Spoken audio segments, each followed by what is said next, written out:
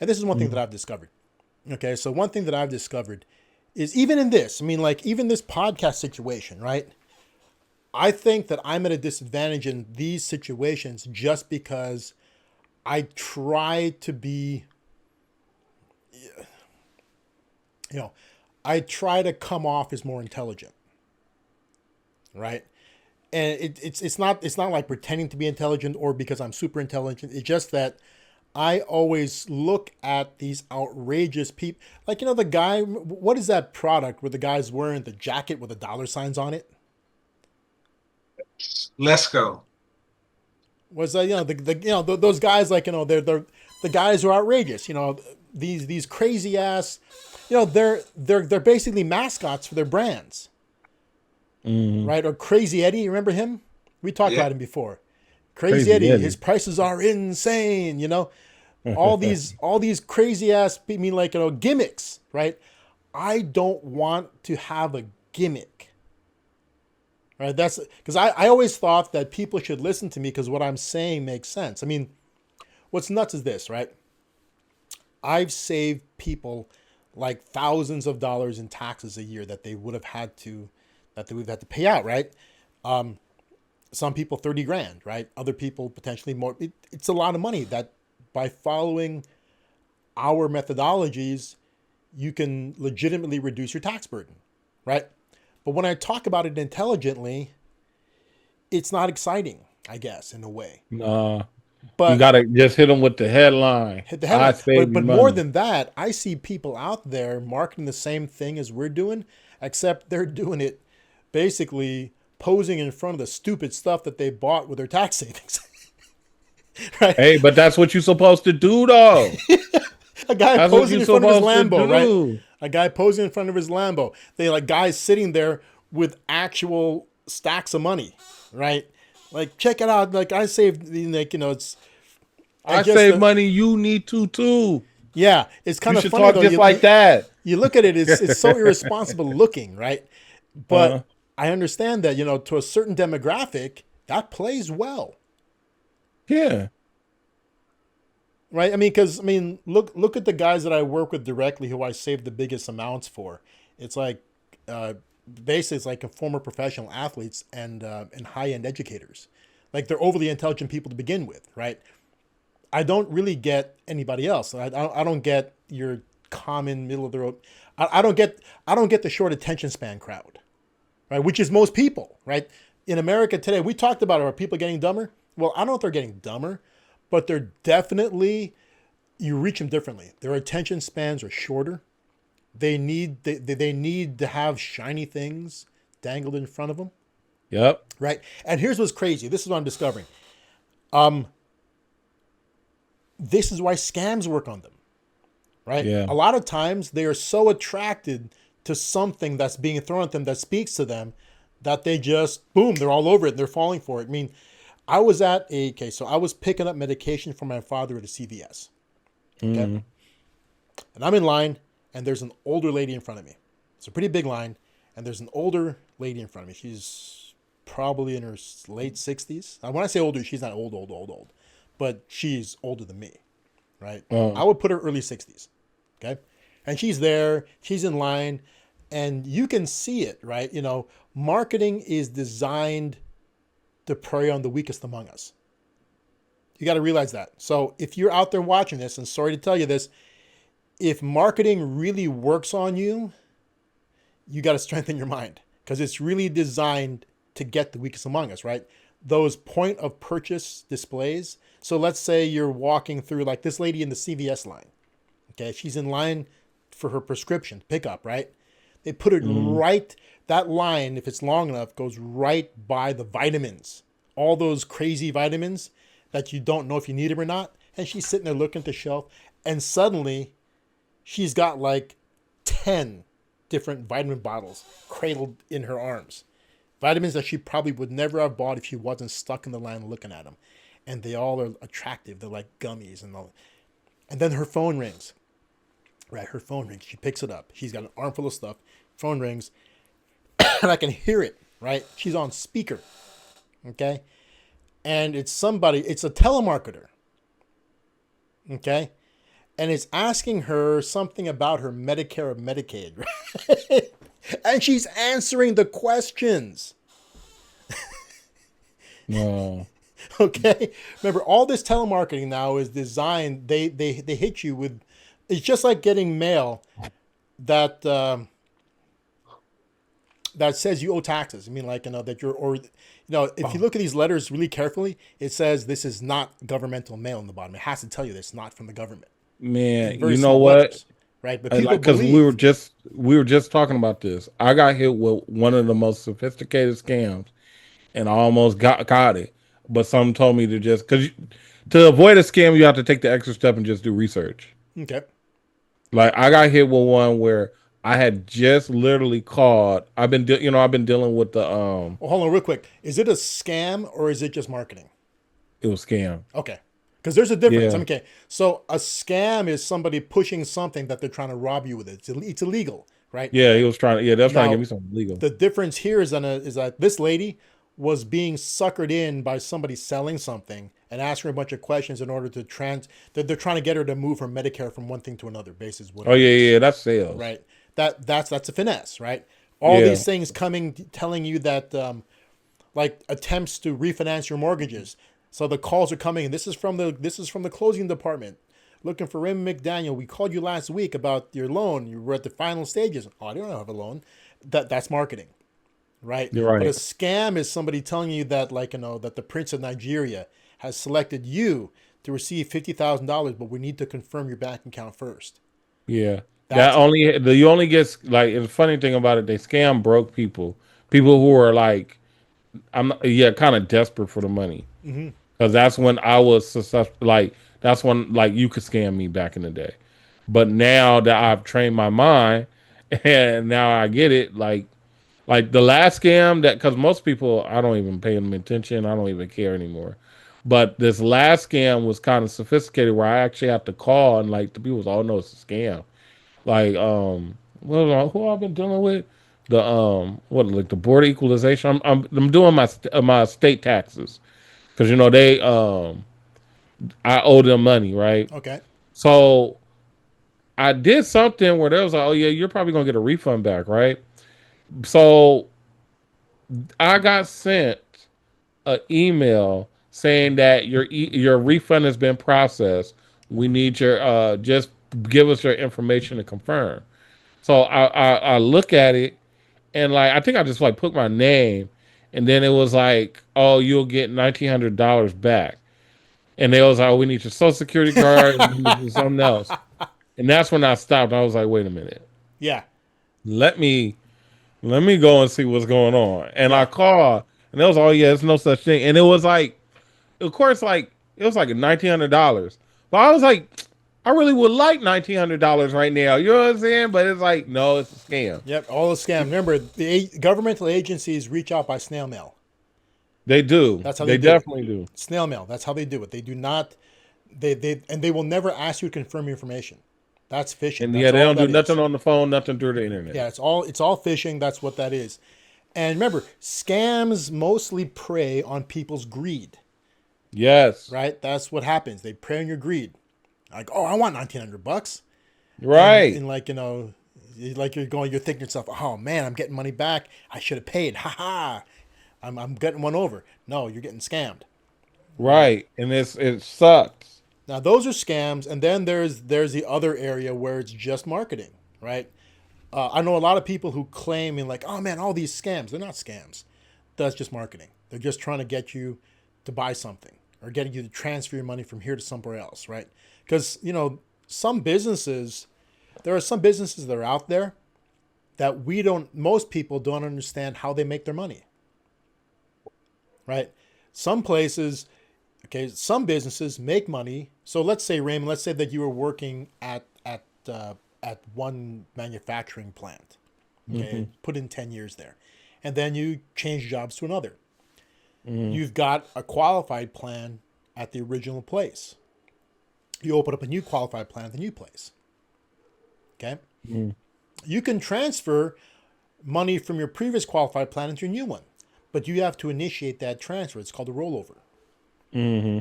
Okay, so you have to roll your money over from one qualified plan to another. Okay. If you don't do anything, it'll just sit there. Right. There's no penalty for that. Okay. But if you want to be able to directly control it still, you want to roll it over. Right? They make money rolling over money. Mm. People don't get that. When you do rollovers, they make money. Transfer Yep. funds from one account to another, they make money. Yep. Okay. Refinancing properties. When you have a mortgage loan outstanding on your property and better rates come up and you Right. refinance for lower payment, they make money when you refinance the property. You refinance it because you want to pull equity out. They make money when you do that too. Hmm. They make money up front and they make money in the long run. Okay, some of these places forgo making money up front. So how can they profit when they're not going to charge you any fees at all? And some of them do that. Refinance a property, no cost, no money out of no. They'll trick you in some ways. Sometimes they'll say no money out of pocket. That means they're folding the fees into the new loan amount. Other times it'll be no fees at all, and that's true. They don't charge you any fees at all. So, but what ends up happening is that they're making their money from the new loan over the course of 30 years, Wow. right? Because there is the interest. Okay. Yeah. And so in certain things, you have to ask yourself, do I really need to refi this? Let's say that you have a property that you've been paying on it for 25 years. It's a 30-year loan, 5 years left, right? If you refinance that thing now, okay, so let's say you owe 10,000, well, I can't. Let's say you owe 50,000, no, 100,000 for the next 5 years. That's your balance. You have Okay. 50,000, 100,000 in principal left, okay? Over the next, and it'll be gone in the course of the next 5 years. Or less. Let's say 50, it'll be gone. If you factor out the payments, it's way more than 50 for the next 5 years, right? If you refi that into a new 30-year loan, your payment's going to drop to a quarter of what it is. So you're going to have a crazy, crazy low payment, okay? But it's 30 more years, Uh. okay? So in the end, you're paying 3 or 4 times what you're borrowing now. Okay, now with most loans, you know they're fully amortized, so the payments at the end of the loan's life, the last quarter of it, is almost all Mm. principal. So you're better off not refinancing that because it's almost all principal. Right. Okay, let it ride, or refi it into a 15 if you have to, but don't refi into a 30. Or refi it into a 30s to lower the payment for cash flow purposes and then make the complete payment you used to make. So you'll Hmm. still pay it off in 10, Right. right? So all those payments you're making are paying directly to principal, knocking that sucker down, right? Right. Maybe you refinanced it just to have flexibility of your payments for cash flow purposes, because that sometimes makes sense. So let's say you have a $5,000 mortgage payment, right? Hmm. And you can refinance it, but that $5,000 payment means it'll be gone in 10 years. You can refinance it to a new 30-year and have that payment drop down to 1,005. Hmm. Okay, that's 3,000 something extra every month that you don't have to pay. But let's say you can afford to pay it, so every month you still pay it, so you can pay it off in 10 instead, right? But that Right. gives you the flexibility in case an opportunity comes up where you need that cash flow instead. Yeah. Sometimes that makes sense. There's a lot of reasons Hmm. why you want to do this. But, and I'm guilty of this too. When I was a much younger man, I convinced people to refi their homes simply because of the payment drop. So if you're paying $5,000 a month and I tell you I can make it 1,500, right? I can sell you entirely on that. Wow. Right? Think about it. $5,000 a month is what you're paying now. You can pay, if you refinance now at this lower interest rate, we can take that payment and make it $1,500. Yeah, I'm coming to talk to you. Yeah.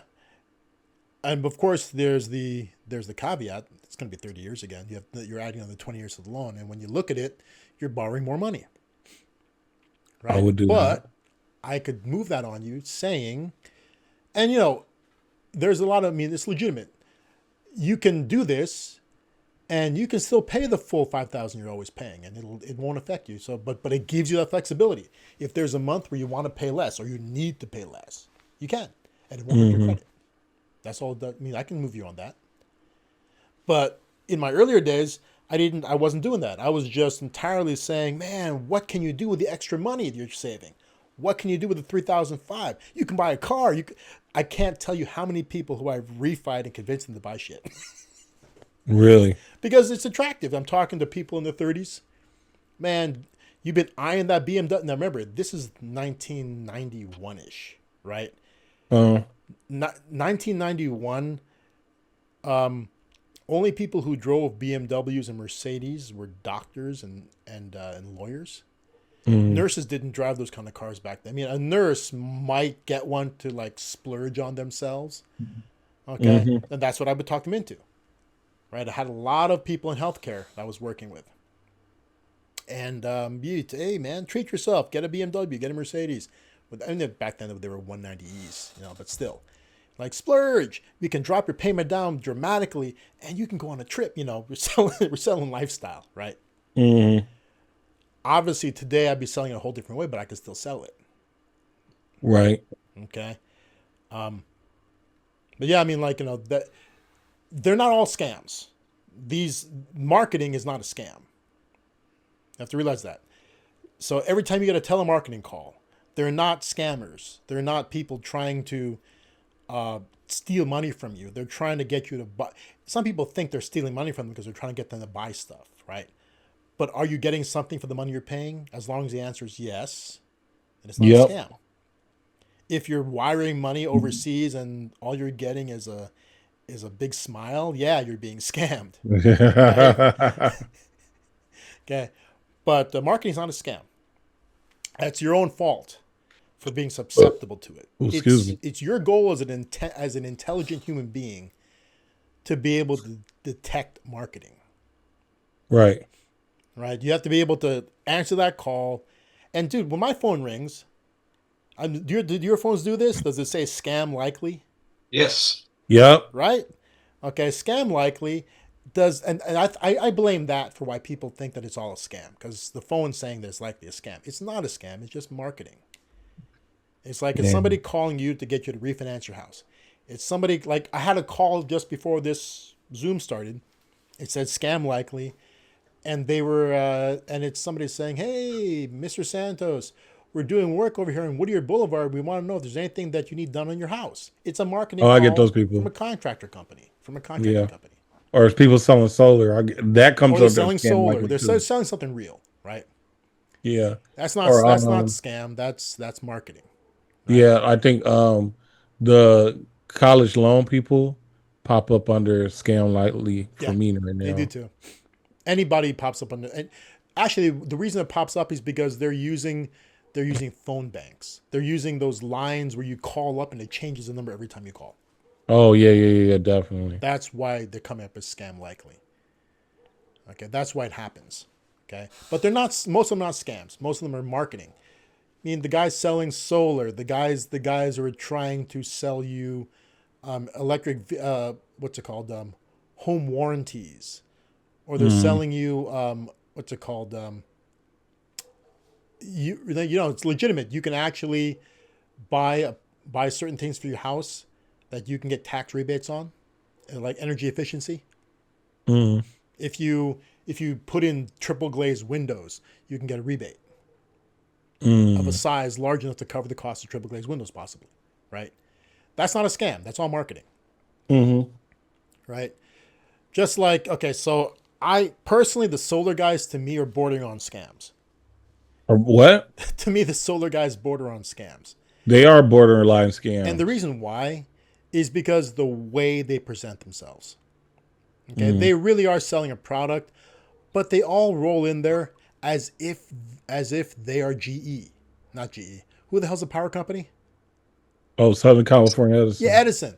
They all walk in and they've got Edison logos on all their. They're not Edison. They're just a company that's on an Edison list. They all try to make it look like, oh, have you been contacted by Edison yet about us? No. Edison's not ever marketing you directly. You're on a list of 17,000 vendors that Edison has on. So these guys they come off as scam artists. They try to make it look like they're with Edison. Right? So you have to ask them, are you actually with Edison? Do you work for Edison? And they'll try to dance around that. Okay. I tip guys knocking on, and that's my thing. Um, on one hand, you get people who are just open to being influenced, right? On the other extreme side, I think I fall a bit too extreme, is you get somebody who just won't give anybody the time of day, right? Hmm. So here's the funny thing about me, and you guys notice this. For the most part, when you guys call me, I answer, True. right? If I can answer, I'll answer the phone, okay? Hmm. Which is a trait that you don't get very often. Most No. people today will actually let it go to voicemail every time, right? And Yeah, call even people if they're back. not doing nothing. Yeah, they'll bring it up, and sometimes they don't even look, right? They'll just look at the voicemail, right? I answer whenever I can. I even answer all the scam calls. It's my policy. I answer all phone calls. Yeah. And if it's a call where it's an automated call, I'll just hang up. If it's an auto if it turns out to be some form of a marketing call, I won't even say I'm not interested. I'll just hang up on it. Yeah. That's what I My do. dad is like that. Yeah, I'll answer the phone. Hello. I'll be like, click. That's it. It was a marketing call. Yeah, Right? yeah, That's yeah, what I always do. I don't give them time of day. Same thing when they answer my door. If the doorbell rings, open the door. Hey there, sorry, I'm on a Zoom. I'm too busy to talk to you. Leave literature if you want to. Boom, I'm off. And I treat them all the same, whether it's a solar guy or it's a contractor or it's doesn't sound terrible, or if it's a Mormon guy root cruising around, or one of the Spanish church ladies. It's all the same. I'm on a Zoom call. I really can't talk to you right now. Leave literature if you want. I just don't have hmm time for it. Right? There are other people. So I'm one extreme end of the spectrum. Basically, to me, everything is a time burner, and I'm not letting anybody into my space. Right? Then you hmm have other people who will talk to anybody, and they're the ones who get scammed. They're the ones Yeah. who, like, older, and that's the thing. Older Americans are lonely. That's why they'll Yeah. take a They call, want and they'll they want somebody to talk to. wire money to somebody. Hmm. But Raymond's right. They're getting more sophisticated. People are using phone calls that sound like they're coming from grandchildren to get money from people, and that's real. They'll actually target you for a scam like that. They'll fake a call from a grandkid to get some money. And with AI technology now, they can even do like FaceTime calls. So you gotta be careful out there, right? Everyone's after your money. Everybody. Sometimes it almost feels like it pays not to have money, Hmm. right? And this is funny. Before there was the internet, I mean, before it was like this, I used to really take great pleasure in getting scam artists to get on the phone with me, trying to get information, trying to get money so I could waste their time. Hmm. So I got somebody on the phone for 2 hours, wasting their time entirely, right? But of course, whose time are you really wasting? Your own. Your own time. Yeah. Right? Why are you on that phone call for 2 hours trying to waste a scammer's time? Right? Didn't you have anything better to do with your 2 hours? Absolutely not. Ramey's even got a couple dates that way. Yeah. Oh yeah. Oh yeah. I'm notorious for that one. Oh my gosh. Bro, you sound good. What's your name? Yeah. Yeah, but yeah, Oh, definitely. there's businesses out there. You have to just realize that they're not scams, but they're not necessary oftentimes. Hmm.